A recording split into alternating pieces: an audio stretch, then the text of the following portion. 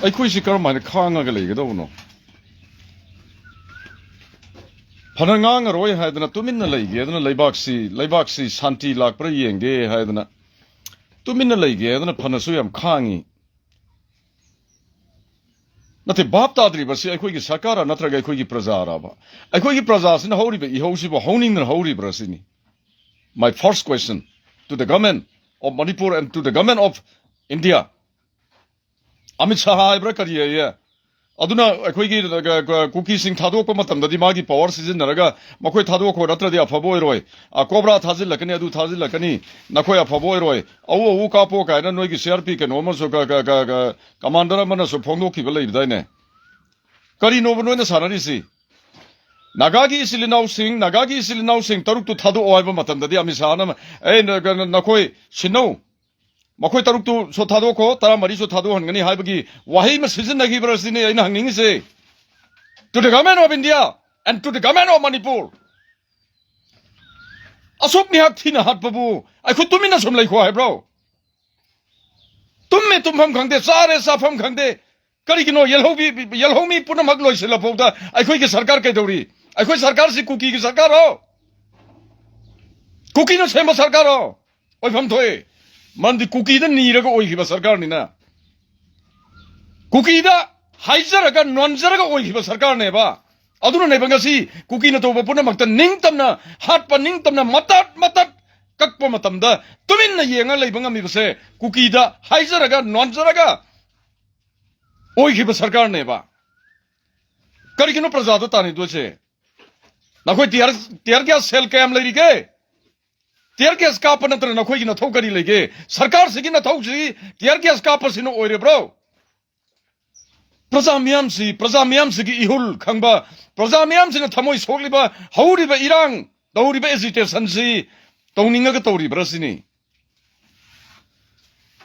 akhu tumina sum lai wa bro akhui ki sinsi kayam kuina men khige ai ke kana khangba ngam doino mawa ma puroi ba singdu halaga makhoi ki sadong singdu kak laga mamit khum laga pijara phogdai khoi tumina lai khwa hai bra ba hairu raga CM hairu raga cobra pusilani kayam kan ma cobra no praja miyam sina huji praja puna maksina praja lak tara manga kun sina huji yelhomi lariba praja Maitai, Naga, Maitai Pangal, Lady Ba, Lupa, me like Kuntras in Auzi Horapada, Nakoki Kobraka Dono, Nakoki Sarkarka Dono.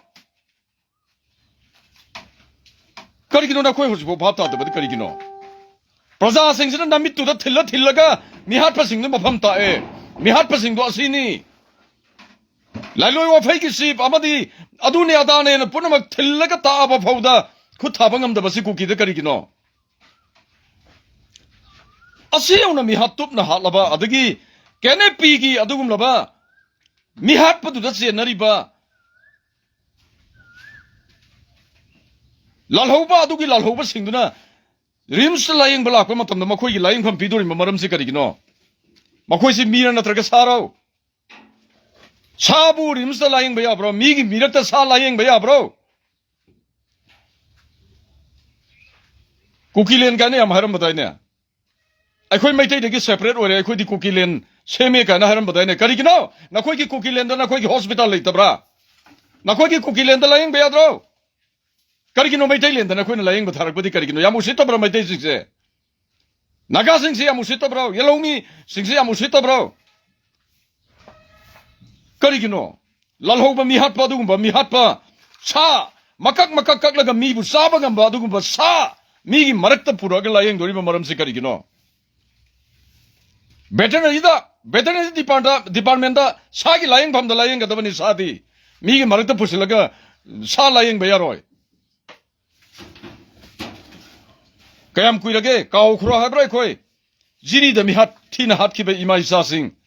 Pickly Bangang Povda, Rep Toraga Makoibu, Tam Tina Trosser Torakan the Halaga Bora, the Hanzilaga, is sing the Tadabangamba. Cookies. Sing Salibas has sings his Sarkasika am going to Yang Lake Idorige. Naka is now sing. Tamoshikaire, Koipuea day. ꯑꯩꯒꯤ ꯅꯥꯒꯥ ꯏꯆꯤꯜ ꯏꯅꯥꯎꯁꯤꯡ ꯁꯣꯜꯂꯛꯄ ꯃꯇꯝꯗ ꯑꯩꯈꯣꯏꯗ ꯊꯃꯣꯏꯁꯤ ꯀꯌꯥꯝ ꯀꯥꯏꯔꯝꯒꯗꯒꯦ ꯁꯤ ꯅꯈꯣꯏ ꯈꯪꯕ ꯎꯕ ꯉꯝꯕ꯭ꯔꯣ ꯃꯇꯨ ꯃꯆꯥꯁꯤꯡꯗꯨꯒ ꯂꯣꯏꯅꯅ ꯐꯥꯔꯦ ꯃꯇꯨ ꯃꯆꯥꯁꯤꯡꯗꯨ ꯊꯥꯗꯣꯔꯒ ꯐꯥꯍꯧꯕꯗꯨ ꯐꯥꯗꯦ ꯍꯥꯏꯗꯅ ꯃꯆꯤꯟ ꯊꯤꯕ ꯉꯝꯕꯗ ꯑꯁꯨꯝ ꯌꯦꯡꯉ ꯂꯩꯔꯤꯕ ꯁꯔꯀꯥꯔꯁꯤ ꯀꯔꯤꯒꯤꯅꯣ ꯅꯈꯣꯏꯕꯨ ꯁꯔꯀꯥꯔꯅꯦ ꯍꯥꯏꯒꯤꯗꯣꯔꯤꯕ꯭ꯔꯣ ꯅꯠꯇ꯭ꯔꯒ ꯃꯩꯇꯩ ꯂꯣꯏꯁꯤꯟꯅꯕ ꯁꯦꯝꯕ ꯁꯔꯀꯥꯔꯅꯦ ꯍꯥꯏꯕꯁꯤ ꯍꯥꯏꯐꯝ ꯊꯣꯛꯇ꯭ꯔꯤꯕ꯭ꯔꯥ ꯑꯩꯈꯣꯏ ꯇꯧꯅꯨ matam helakani miyam ki civil war lakpa matam dane nakhoi am to leiroi masi makhango matam helakani matam helan gi gano nakhoi ki thabak to akhoi tumin leigani nakhoi na phapa thabak praja gi to matam da nakhoi na wasak pada nakhoi wasak ki banatro Indian constitution par ga gita par ga nakhoi wasak ki banatro akhoi ki praja punama khena ba leitana akhoi seba to gani Indian constitution nga kani sovereignty nga kani amaga machai minai kano na khan khai dana ikhoi thabak to roi asumba thabak to gane na khoi wasak khiba natra constitution pairaga karginu nga sin khoi na kuki mi hat pasing da suyam na misang sangaga ikhoi ki yelhobi ori bai khoi ki naga isilinaw sing naga brother sing thamoi si bu ya de tumba ya de sabe ya de makhoi sing hat laga tup laga torok matam da makak ये लगा माँ की family the पिजर पर मतम दा न कोई की सरकार करी तोड़ी व्हाट नॉनसेंस नंगु मगे अमिसरा ना हारे का ना कोई चक्के तो बमान ब्रो हु इज अमिसा I don't know we don't know I कोई येलो मी पुन मंगना हु इज अमिसा आई कोई खंदे स्कूकी सिंगु थादो को काय बगी ऑर्डर का पीव ngam naga singu thado ko dana फाबा नुमित मखोई हाथ करे है बसिदी एखोई खंगेबा चुमद्रो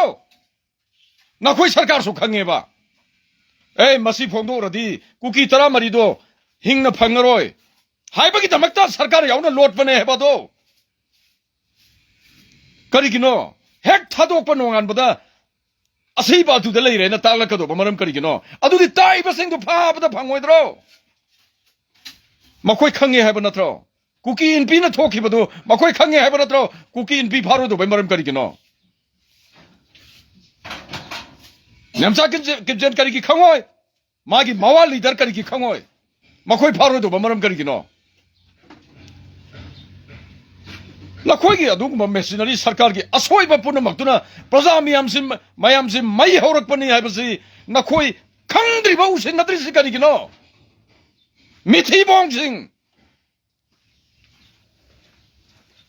मिथी बोंग सिंह हागे ने ना कोई को सरकार सी थी करिगिनो प्रजा की असुक याम्बा सेंटिमेंट से खंग दब करिगिनो अदुगे इरांग हौरगा मतत ततन हालगा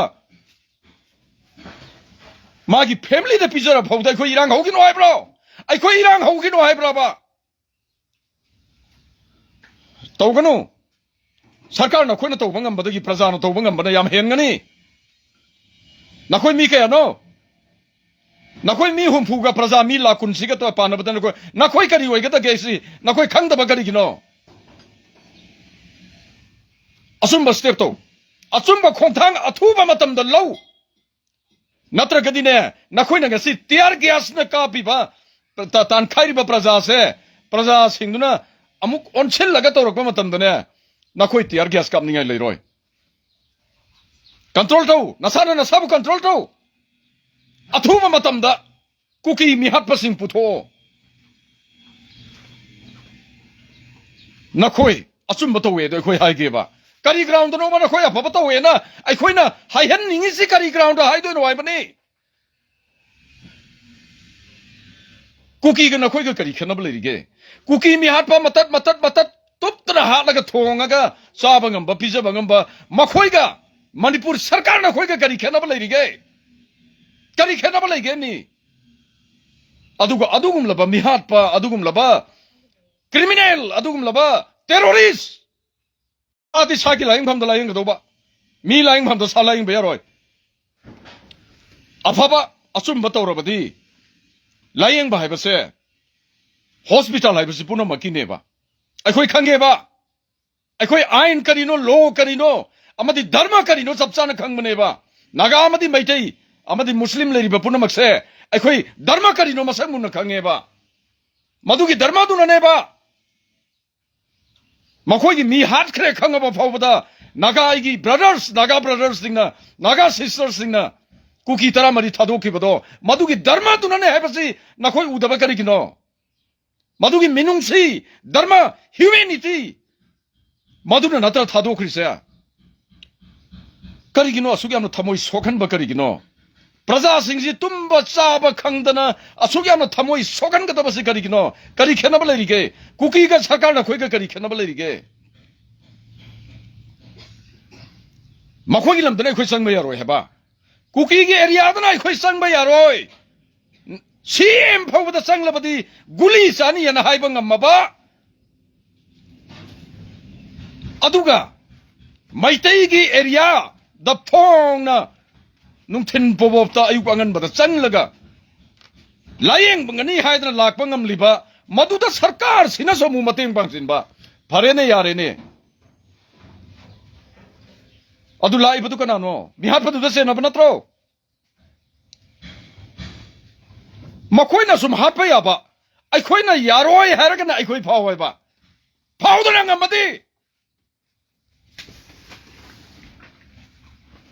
Mithi bong sing, tauno slang language, turning double language season arakani taurakano. Braza I koi si, who you know, bro? Na koi say koi na same manesi na koi kang braba. Na koi na gasi,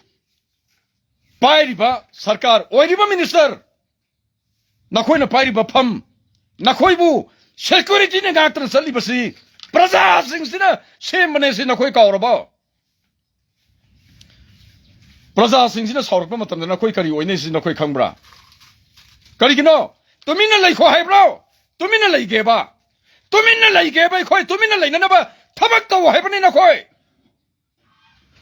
nonsense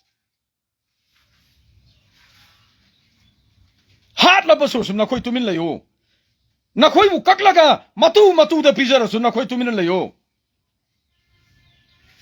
kayam kuina silent lai kho hai bro.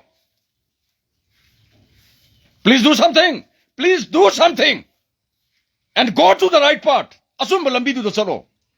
Asumba phaba lambidu da ne sarkar pairabadi, CM orabadi, sarkar pairabadi, government chalai ge harabadi, asumba lambidu da chalo. Praja sing sa amaga maga samana nahi yengo. Matab du da praja tumina laini. Maduna trabadi. Nangu bagi tiyar gyas, na khoi gu bagi tiyar gyas tu da ai khoi ki rakadro. Si badarkar laite. Sira basul lanjang lakani. Si badar ka lai tena khoi khang lak khoi khalakani ba. Tauno harisini.